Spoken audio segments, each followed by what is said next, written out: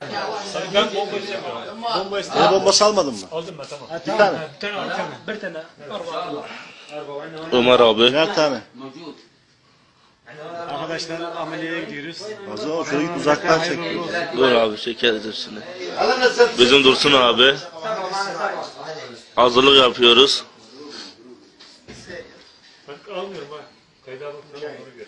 Ha? Ben kayda almıyorum. Tamam ben alıyorum sizi. Komple alıyorum herkesi. İnşallah Allah'ın izniyle başarılı oluruz. İnşallah. Sizlere de dua edin arkadaşlar. İnşallah. Ben bomba tekin öyle Ne almıştı? Bu adam aldı yerine gidiyor.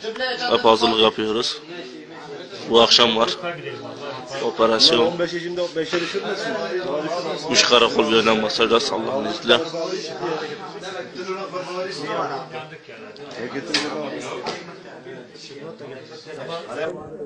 Ya bu yolun çek.